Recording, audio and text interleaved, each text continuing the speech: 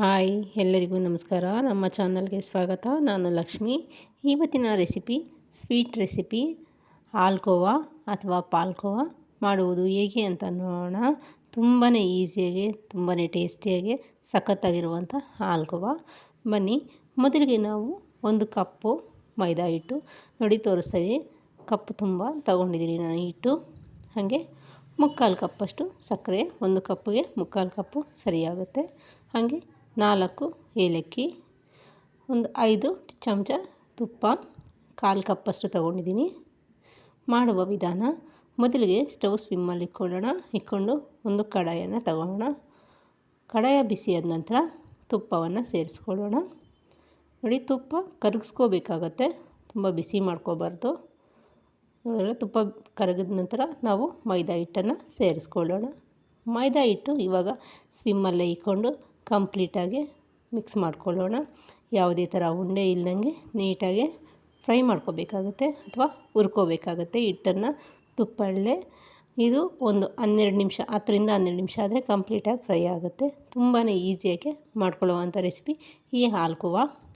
Sweet ರೆಸಿಪಿಯಲ್ಲಿ ಇದು ಕೂಡ ತುಂಬಾ ಈಸಿಯಾಗಿ ಮಾಡ್ಕೋಬೋದು.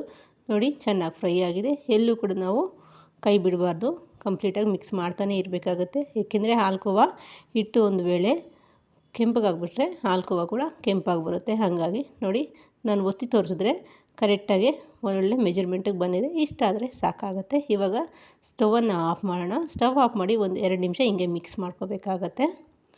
ನೋಡಿದ್ರಲ್ಲ, ಇವಾಗ ನಾವು ಒಂದು ಬೌಲಿಗೆ ಇದನ್ನು ತೆಗೆದಿಡೋಣ. ಏಕೆಂದರೆ ಕಂಪ್ಲೀಟಾಗಿ ತಣ್ಣಗಾಗೋದಕ್ಕೆ ಬಿಡೋಣ ಒಂದು 10 ನಿಮಿಷ. ನೋಡಿ, ತುಂಬಾ ಈಸಿಯಾಗಿ ಮಾಡ್ಕೋಬೋದು ಈ ರೆಸಿಪಿ. ನಿಮಗೆಲ್ಲ ಈ ವಿಡಿಯೋ ಇಷ್ಟ ಆಗಿದರೆ ತಪ್ಪದೆ ನಮ್ಮ ಚಾನಲ್ಗೆ ಸಬ್ಸ್ಕ್ರೈಬ್ ಮಾಡ್ಕೊಳ್ತೀರಾ ಅಂದ್ಕೊತಾ ಇದ್ದೀನಿ. ಹಾಗೆ ಸಪೋರ್ಟ್ ಮಾಡಿ. ವಿಡಿಯೋ ಇಷ್ಟ ಆಗಿದರೆ ತಪ್ಪದೆ ಒಂದು ಲೈಕ್ ಮಾಡಿ, ಕಾಮೆಂಟ್ ಮಾಡಿ.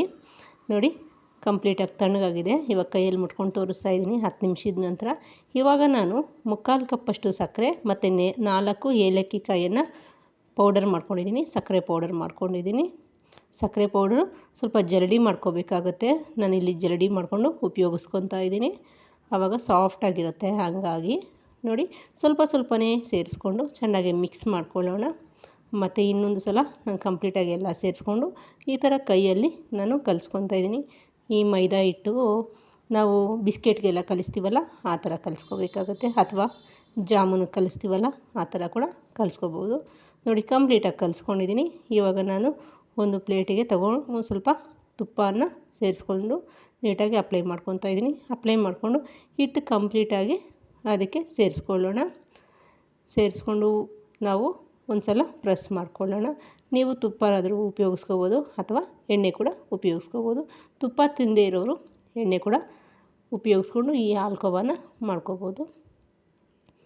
ಒಂದು ವೇಳೆ ಏನಾದರೂ ನಿಮಗೆ ಒಂಥರ ಹಿಟ್ಟಿಟ್ಟು ಅನಿಸಿದ್ರೆ ಇನ್ನೂ ಸ್ವಲ್ಪ ತುಪ್ಪವನ್ನು ಸೇರಿಸ್ಕೊಂಡು ಕಲಿಸ್ಕೋಬೋದು.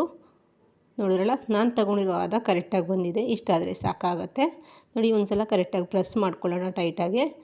ನೋಡಿರೋದ 10 ನಿಮಿಷದ ನಂತರ ಕಲ್ಲರು ಕೂಡ ಚೇಂಜ್ ಆಗಿದೆ. 10 ನಿಮಿಷ ಬಿಡಬೇಕಾಗುತ್ತೆ, ಆವಾಗ ಕರೆಕ್ಟಾಗಿ ಸೆಟ್ ಆಗುತ್ತೆ, ಪರ್ಮೆಂಟ್ ಆಗುತ್ತೆ. ಹಾಗಾಗಿ 10 ನಿಮಿಷದ ನಂತರ ನೋಡಿ, ನಾನು ಈ ಥರ ಒಂದು ಪ್ಲೇಟಿಗೆ ಹಿಂಗೆ ಉಲ್ಟಾ ಮಾಡಿ ಜಸ್ಟ್ ಟಚ್ ಮಾಡ್ತಾಯಿದ್ದೀನಿ ಪ್ಲೇಟ್ ಮೇಲೆ. ಈ ಥರ ಟಚ್ ಮಾಡಿದ್ರೆ ಸಾಕು. ನೋಡಿ, ಇದರೊಳಗೆ ಬಂದಿದೆ. ಇವಾಗ ನಾನು ಸೈಡಲ್ಲಿರುವ ಎಡ್ಜಸ್ ಎಲ್ಲ ಕಟ್ ಮಾಡ್ತಾಯಿದ್ದೀನಿ. ಕಟ್ ಮಾಡಿ ನಮಗೆ ಯಾವ ಶೇಪಲ್ಲಿ ಬೇಕೋ ಆ ಶೇಪಲ್ಲಿ ಈ ಹಾಲ್ಕೋವಾ ಪೇಡಾನ ಕಟ್ ಮಾಡ್ಕೊಳ್ಳೋಣ. ತುಂಬಾ ಈಸಿಯಾಗಿ ತುಂಬಾ ಚೆನ್ನಾಗಿ ಮನೆಯಲ್ಲೇ ಕೂಡ ನಾವು ಹಾಲ್ಕೋವಾನ ರೆಡಿ ಮಾಡ್ಕೋಬೋದು. ನೋಡಿದ್ರಲ್ಲ ಎಷ್ಟು ಚೆನ್ನಾಗಿ ಬಂದಿದೆ ಅಂತ. ತುಂಬಾ ಚೆನ್ನಾಗಿ ಬಂದಿದೆ. ಸೇಮ್ ಅಂಗಡಿ ಸ್ಟೈಲಲ್ಲೇ ಬಂದಿದೆ. ನಿಮಗೂ ಕೂಡ ತಪ್ಪದೇ ಟ್ರೈ ಮಾಡಿ ಹೇಗೆ ಬಂದಿತ್ತು ಅಂತ ಕಾಮೆಂಟ್ ಮೂಲಕ ಕಾಮೆಂಟ್ ಮಾಡಿ. ಮಕ್ಕಳಿಗಂತೂ ಈ ಥರ ಮಾಡಿಕೊಟ್ರೆ ತುಂಬಾ ಇಷ್ಟಪಟ್ಟು ತಿಂತಾರೆ. ಯಾರ್ಯಾರೆಲ್ಲ ಬಾಲ್ಯದಲ್ಲಿ ಇದನ್ನು ತಿಂದಿದ್ರೋ ಅವರೆಲ್ಲ ತಪ್ಪದೆ ಕಾಮೆಂಟಲ್ಲಿ ಕಾಮೆಂಟ್ ಮಾಡಿ. ನೋಡಿ, ಇವಾಗ ನಾನು ಒಂದು ಕಟ್ ಮಾಡಿ ತೋರಿಸ್ತೀನಿ ಎಷ್ಟು ಚೆನ್ನಾಗಿ ಬಂದಿದೆ ಅಂತ. ನೋಡಿದ್ರಲ್ಲ, ಈ ಥರ ಕಟ್ ಆಗಬೇಕು. ಮುಟ್ಕೊಂಡಿದ್ದ ತಕ್ಷಣ ಮುರಿತಾ ಇದೆ ನೋಡಿ. ಹಾಗೆ ಒಂಥರ ಪೌಡರ್ ಥರ ಬರ್ತಾಯಿದೆ ನೋಡಿ. ಇದೇ ಹದದಲ್ಲಿ ಬರಬೇಕಾಗುತ್ತೆ. ಹಾಲ್ಕೋವಾ ರೆಡಿ ಆಗಿದೆ ನೋಡಿ. ನಿಮಗೆಲ್ಲ ಇಷ್ಟ ಆಗಿದರೆ ನೀವು ಕೂಡ ತಪ್ಪದೆ ಟ್ರೈ ಮಾಡಿ. ನೋಡಿದ್ರಲ್ಲ ಎಷ್ಟು ಚೆನ್ನಾಗಿ ಬಂದಿದೆ ಅಂತ. ತುಂಬಾ ಚೆನ್ನಾಗಿ ಬಂದಿದೆ.